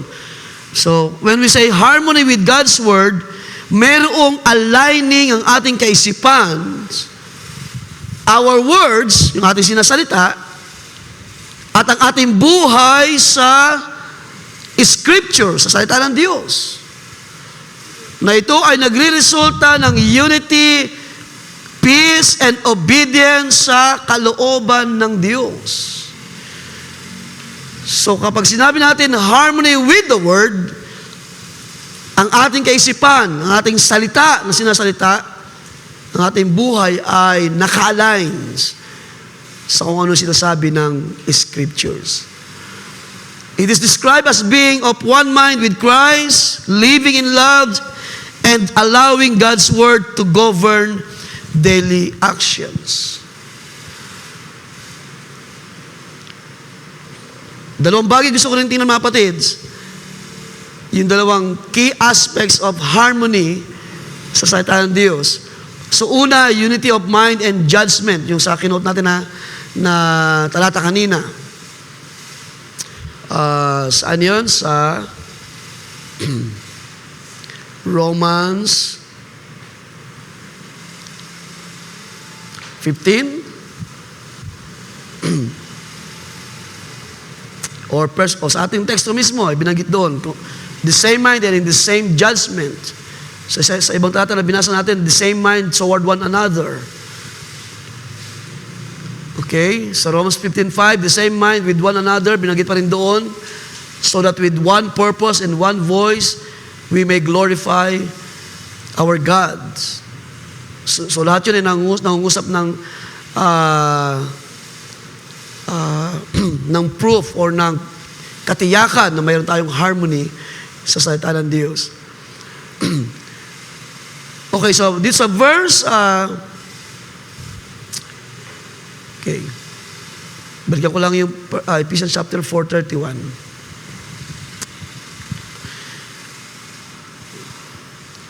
So yung binanggit dyan ni Pablo na be kind to one another, compassionate, forgiving each other. Ilan lang ito sa mga part na nagpapakilala na kung ito ay nangyari sa iglesia, ang ating buhay, ang ating kaisipan, ang ating salita ay naka-align sa Scripture. Otherwise, kung hindi mangyari yung mga bagay na yun, ay nagpapakita na tayo ay hindi talaga lumalakad sa salita ng Diyos, sa kalooban ng Diyos. So yung unang aspects of harmony with God's Word ay unity of mind and judgment. Ibig sabihin, ang mga mananampalataya ay tinuturuan. Kaya nga doon sabi ni Pablo, I urge you, brethren. Tinuturuan sila na sila ay malubos sa kaisahan, perfectly united in mind and thoughts, avoiding divisions by agreeing with God's Word. I pray na ang church, ang ministry, ay umabot na tayo sa ganung level ng pananampalataya o kalagayan ng pananampalataya ng ating kaisipan ay aligns. Ang ating salita, ang ating mga actions, ang ating mga attitudes. Huwag natin kalimutan na malaking factor, kaya nga sabi ni Jesus, ang mga bagay na nakakaawa ay hindi yung mga pumapasok sa tao, kundi yung mga bagay na lumalabas sa iyong bibig. Yun ang nagde-defile sa tao. Kaya kung ano yung salita na ating sinasalita, kung ito ay walang biyaya, kung ang ating mga kwento ay walang kinalaman sa pagpapatibay, kung walang kinalaman sa pagbibid ng pananampalataya, maging aware tayo mga kapatids. Pero ang sa Pablo nagtuturo, magkaroon tayo ng isang mind, isang judgment. Kaya sabi sa iyo kanina, kung kayo ay nagmamalasakit sa isa, magmalasakit kayo sa lahat. Kung kayo ay may care sa ilan, magkaroon kayo ng care sa lahat. Kung kayo ay nagpapakita ng damdamin ng pag-ibig sa isa, 2, 3, ay gawin niyo sa lahat. At yun ay pinapakita ni Pablo na mayroon tayong pagkakaisa sa kaisipan at paghatol sa iglesia. Ikalawang aspects of harmony with God's Word is alignment of speech. So nandun na rin yan, pero binigyan lang niya ng tawag niyan, highlights. Alignment of speech. Ibig sabihin, words that agree with God's Word are empowered to be effective, fulfilling their purpose. So ganun pa rin, yung the same mind, the same judgments. Yung paghatol ng isa ay paghatol ng lahat. Yung damdamin ng isa ay damdamin ng lahat. Yung kagalakan ng isa ay kagalakan ng lahat. Sabi ni Pablo, kung meron ditong dumadanas ng trials, lumuluha, nalulumbay, di makilumbay tayo, makiramay tayo, sabi niya. At kung nagagalak ang isa, ang iba ay makigalak tayo, sabi ni Apostol Pablo. So alignment of speech, sabihin, yung ating mga salita ay nag-a-agree sa kung ano ang sinasabi ng salita ng Diyos. At ito ay nagpapatibay, nagpapalakas. Diba sabi ni Pablo, let your speech ng yung mga conversation ay samahan lagi ng biyaya ng Diyos, sabi ni Pablo. So atin mo tayo to Colossians chapter 3, verse 12. Sa ilang mga sandali, mga kapatid, and we will conclude this admonition. Colossians 3, verse 12, sabi diyan, so, as those who have been chosen of God, holy and beloved, put on a heart of compassion. So, sino lang rito ang mayroong damdamin ng compassion? Sila ng mga pinili ng Diyos, chosen of God. Kayo ba'y sumasampalataya that you are chosen of God? So, ang salita nito ay sa atin ng mga pinili, tinawag, hinira ng Diyos, banal, mga iniibig. Sabi diyan, put on a heart of compassion. So, hindi lang po sa ilan, kundi sa lahat ng mga may karanasan sa biyayang ito ng Diyos ng pagtawag. Kindness, humility. Kaya hindi lang po dapat isa, dalawa, tatlo ang mababa ang puso. Dapat lahat tayo ay nararanasan ang kababaan ng kalooban. Pag tayo ay haharap sa salita ng Diyos, wala yung pagmamalaki sa sarili, lahat tayo ay mababa ang puso na nagpapatianod sa bawat salita ng Diyos. In humility, gentleness, and patience, bearing it with one another, forgiving each other. Whoever has a complaint against anyone, just as the Lord forgave you, so must you do also. In addition to all these things, sa lahat ng bagay na ito, ay inyong idagdag ang pag-ibig, sabi ni Paul. In addition to all these things, put on love, which is the perfect bonds of unity. So kapag ang ating buhay, bawat pananampalataya ay merong kaisahan sa truth at walang isa man na nangangatwiran. Dahil sabi ni Pablo, yan ay tawag niyan, libadura. Pangatwiran, tawag niyan, walang malasakit sa iba, sarili lang iniisip. Yan ay mga bagay na pwedeng makapigil sa higit na blessing na gustong gawin ng Diyos sa ating kalagitnaan. Pero kung mangyari itong harmony with the words, ako'y naniniwala na walang mabigat, walang mahirap para sumunod sa kalooban ng Diyos. At walang mahirap para gawin natin ang mga sinabi ni Pablo, be kindness, be kind, be gentle, in all humility, in all patience. Meron pa ba tayong damdamin ng bear one another? Meron pa ba tayong puso na makikibalikat sa mga bagay na gustong gawin ng Diyos? Meron pa ba tayong puso, damdamin para manatili in prayer? Kapag nakita natin may pangangailangan sa ministry, may kainaan ng isa, mayroong struggle ang isa, ang isa ay mayroong dinadalang anumang bagay na mabigat para sa kanyang puso, sa kanyang sarili. Sino man sa atin ang nakakita o may kamalayan sa ganung mga bagay? Ang ating mga puso ay napakabilis manalangin, humibig sa Diyos. Diba? Ang iglesia ay napakabilis. In one accord, in one agreement, no, hindi na natin hihintayin na sabihan pa tayo na tayo ay tumulong, tayo ay mag-contribute. No, minsan ay magandang makita na meron tayong kusa. Meron tayong kamay lagi na nag-aabot sa mga pangangailangan. So, hindi tayo lagi tinutulak ng Panginoon sa mga bagay na ito. Whoever has complained against anyone, just as the Lord forgave you, you do also. In addition to all these things, put on love, which is the perfect bonds of unity. At alam niyo mga kapatid, kung bakit maraming hindi maayos ang relasyon.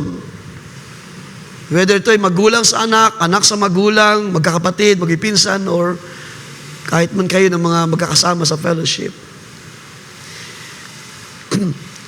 Mga kapatid, hindi ibig sabihin nagpapakita tayo ay meron na tayong bond in unity. Ibig sabihin, kahit man hindi tayo nagkikita, kung tayo ay may harmony sa Word of God, we have the bonds of unity in unity.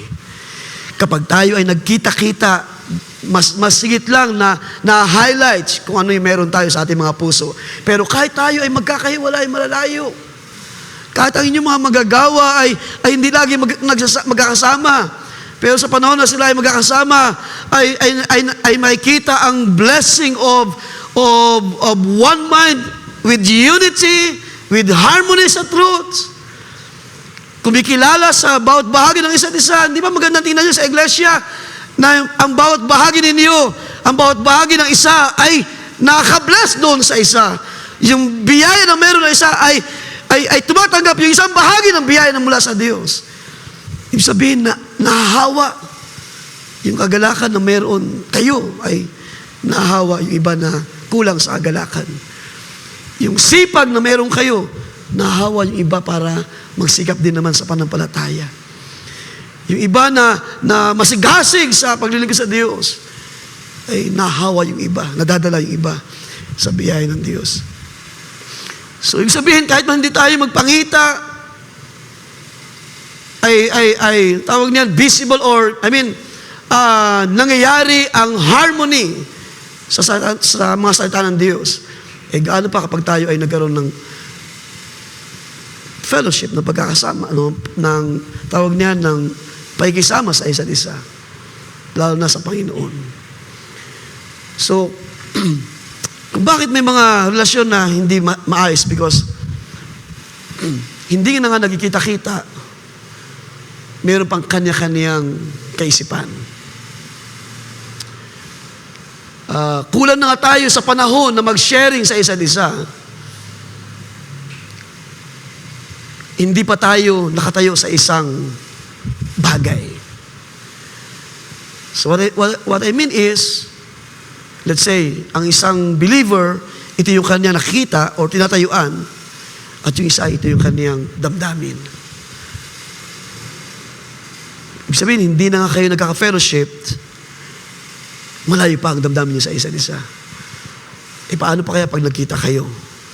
Wala kayong tama na liwanag na salita ng Diyos, wala kayong tama na unawa para magkaroon kayo ng isang maayos na fellowship. At yun dahil mga kapatid, kahit hindi natin lagi nakikita ang mga kapatid sa Masbate, kapag mayroong gawain, isang napakasaya, pinagpala, isang gawain na puno ng kagalakan. Sabi ni Pastor Joe sa kanyang na-share na kapag ako'y nangangaral dito, I feel like this is my home too, sabi niya. Na parang ako'y nasa bahay ko lamang because yung damdamin ay hindi nagkakaiba. Yung kagalakan ay hindi nagkakaiba. Yung pagkilala sa salita ng Diyos, yung pagkaunawa sa mga salita ng Diyos ay hindi nagkakaiba. Dalangin ko mga kapatid sa gabing ito na magkaroon tayo ng ganong harmony. Hindi man tayo lagi nakaupo sa isang upuan. Hindi man tayo lagi nagkakasama-sama. Pero tiyak natin ang ating mga sarili, nasa isa lamang tayong pagkilos ng Espiritu ng Diyos. Dalangin ko na magkaroon tayo ng tama na harmony. Dalangin ko na magkaroon tayo ng tama na agreements. At sa gabi ito mga kapatid, bago tayo magtapos, kung lahat tayo ngayon ay merong agreement sa salita ng Diyos, hindi ako magtataka kahit tayo ay ilan lamang. May Diyos na dakila na kaya niyang kumilos, gumawa, bumaba sa ating kalagitnaan at umabot sa inyong mga pangangailangan. Ibig sabihin, hindi tayo dumedepende sa dami. Hindi tayo dumedepende sa mga bagay na nakikita lamang natin. No. Sabi nang na-share ni Pastor Jacob sa aming mga sharing. Sabi ko, kasi hindi siya nagpaalam sa church nila. Sabi ko, kasi ako nag-announce ako sa church one month before pa lang, ina-announce ko na may gantong lakad. So siya hindi siya nagpaalam pala. Hindi naman lagi. Yes, hindi naman lagi.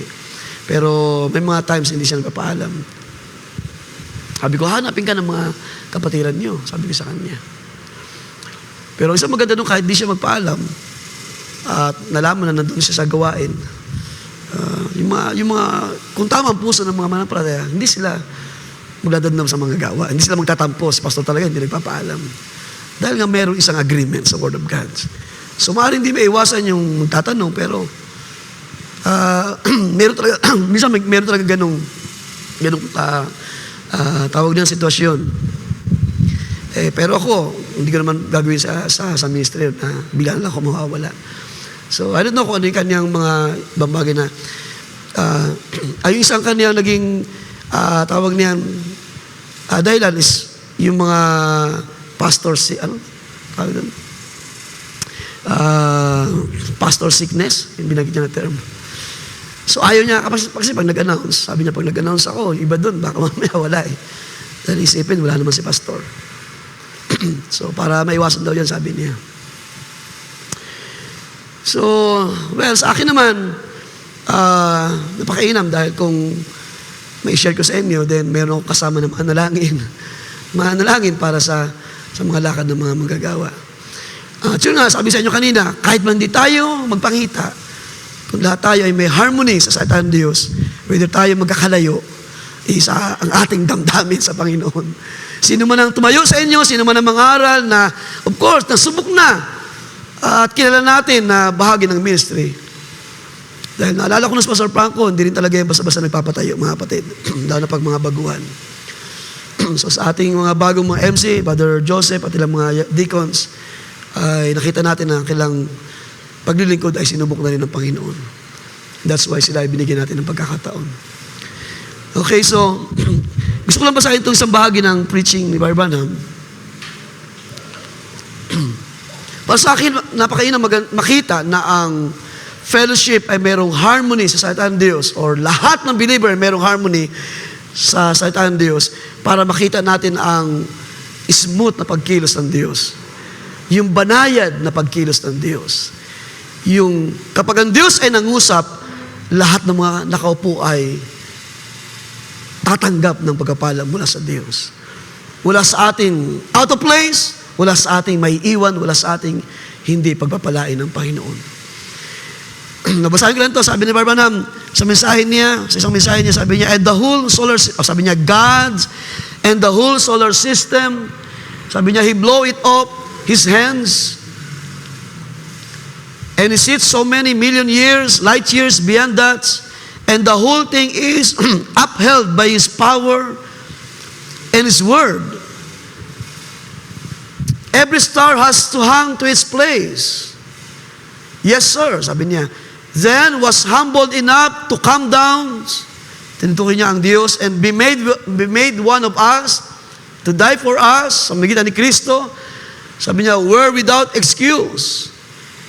If one of them stars would happen to move from its sockets, o sa kanyang kalagayan, from its orbit where it's at, kapag siya'y umalis sa kanyang kalagayan, if that would move, it would affect the whole system. Isa lang ang magkaroon ng ibang damdamin sa atin, mga kapatid. Isa lang ang isa lang ang makaramdam ng discontentment sa gawain ng Diyos. It will affect the blessing. Makakapigil sa malaya na pagkilos ng Diyos. Isa lang ang mag-doubt sa atin. Makakapigil sa mga bagay na gusto pang gawin ng Diyos. Sabi niya, the whole system must turn exactly the same. So kapag yung mga stars daw ay umalis sa kanyang position, it would affect the whole system. The whole system must turn exactly the same.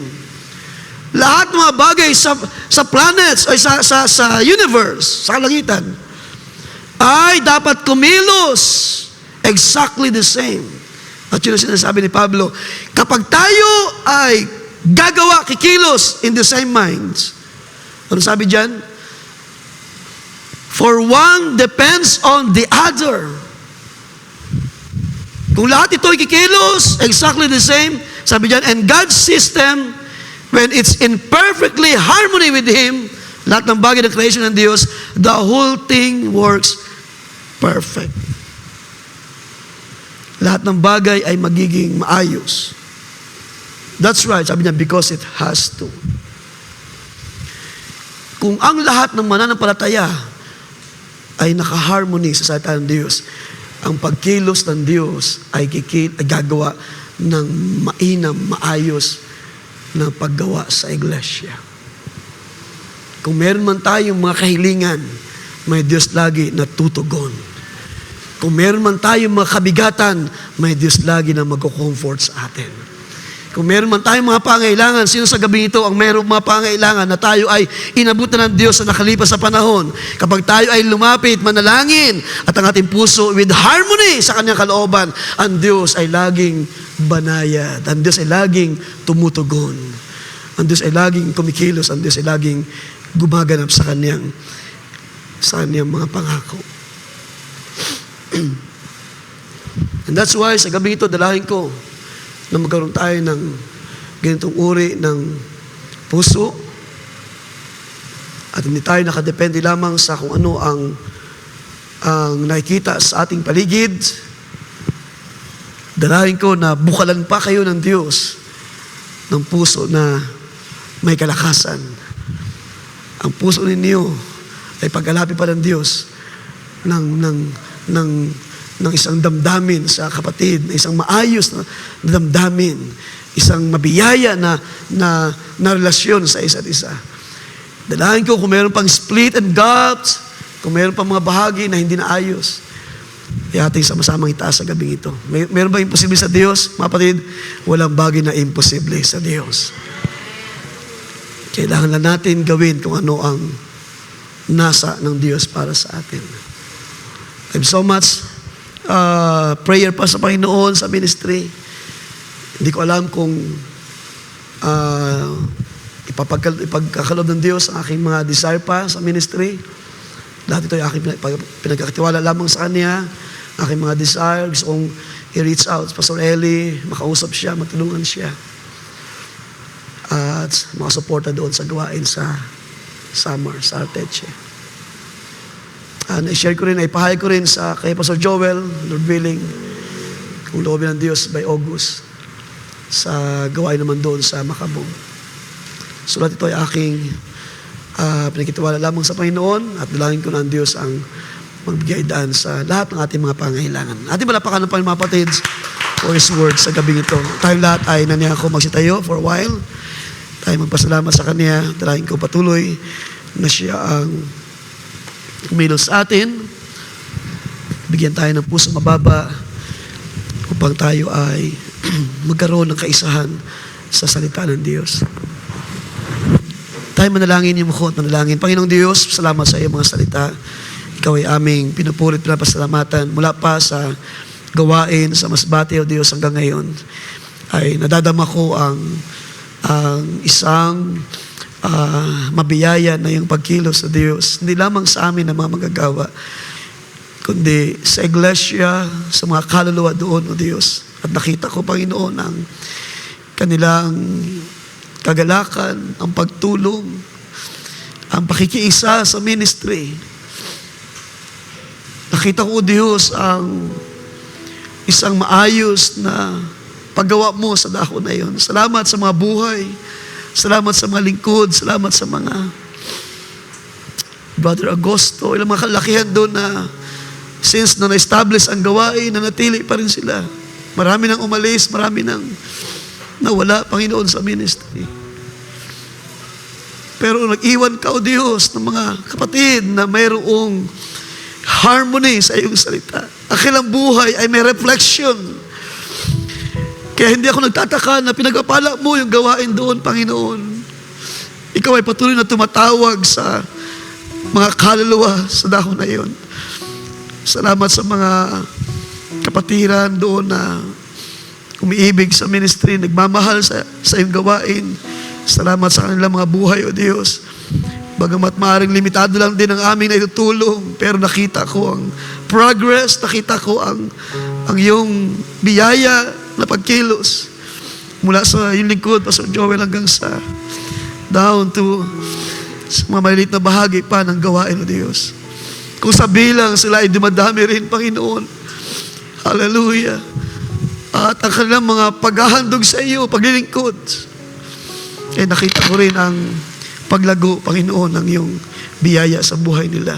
Pagpalain mo pa ang ministry sa dako ng Masbate, Diyos, at kung luluobin mo pa ang mga panahon, kami ay babalik roon para magpatuloy na sila ay encourage. Gayon din naman sa dakong ito, Diyos, ako'y sumasampalataya na hindi ka nagkulang kailanman sa iyong salita.